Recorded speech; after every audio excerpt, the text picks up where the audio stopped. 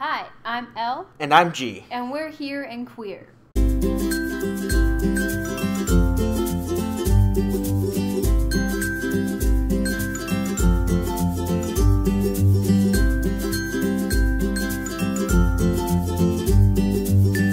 Today we're going to be talking about our favorite LGBT films and how they've affected our lives. So I'm going to start off. My favorite LGBT-themed film is called Prayers for Bobby. Now, Prayers for Bobby is a true story about this mother who is very Catholic, very Christian, very conservative, and what she does to her son. And her son comes out as gay to his brother, and his brother tells the mother. The mother gets upset, takes him to church, takes him to conversion therapy, tries to get him to do all these different kinds of things, and in the end he ends up killing himself because he can never get his mother's affection. And this movie, I think, speaks volumes to American cinema because they're willing to put this out there. And this wasn't even a movie that was produced by a major corporation, by like Paramount or something. It was actually put on Hallmark. Oh, okay. And one of the main actors is Ryan Kelly. He plays on Teen Wolf now. He's the hunky sheriff. But he plays on Teen Wolf now, big six-pack, whatever. But it was made, or came out December 18th, 2009, and it's just very, it's a great movie, honestly. If you haven't seen it, you should go watch it. It's not on Netflix, but you can search it on YouTube, you'll find it.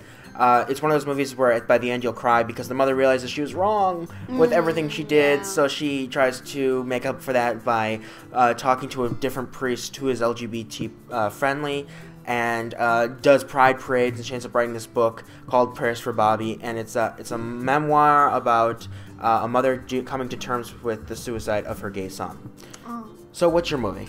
My movie is called But I'm a Cheerleader, and it came out in 1999, so I think it's kind of like innovative for its time, because it's about this girl named Megan whose friends and family think she's a lesbian, but she just thinks she's normal. Like, she finds the girls on her cheerleading team attractive, but she just thinks that everyone thinks that way. So they send her to this, basically like a camp, like a conversion therapy like camp place, and where she meets a super hot chick who basically tells her, you know, you are what you are, and you should just love that about yourself. And I don't know, that spoke a lot to me. It's just like, who gives?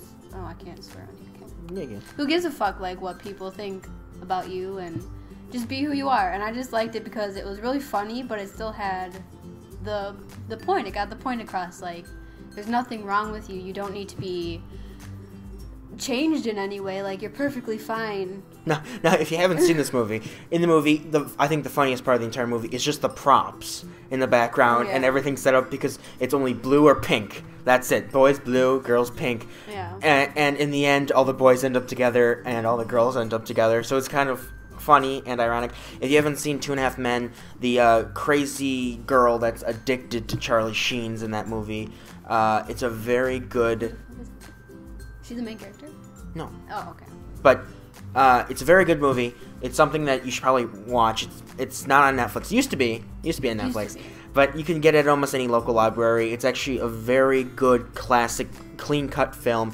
And I just watched it a few weeks ago, and all I kept looking at were the lamps. I really like the lamps. You're weird. But the main character, Megan, if you've seen Orange is the New Black, Nikki plays her in But I'm a Cheerleader. So, if you find her attractive like I do, you should definitely watch this movie. So, obviously, there's probably there are probably hundreds of LGBT-themed videos or movies out there. You should probably watch them all. I know I've only seen a small fraction of them. Same. But they are wonderful. Even if you're not part of the LGBT community, you should watch them because they're very insightful, like Milk, Boys, The Way He Looks. That new one that came out, Freeheld, with Julianne Moore and Ellen Page. I haven't seen it yet, but I've heard so many great things about it, and I definitely want to check it out. And Sam Smith recommends watching that movie. Then you have to see it. It's just... Let's be real now. and so make sure you watch some of these movies. They're very insightful. They're very uplifting.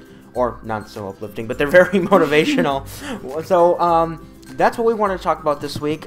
We were supposed to have an asexual on for asexual awareness. Go asexuals. But we didn't. So make sure you stick around for next week's podcast, and we will talk to you next week. Yeah. Bye.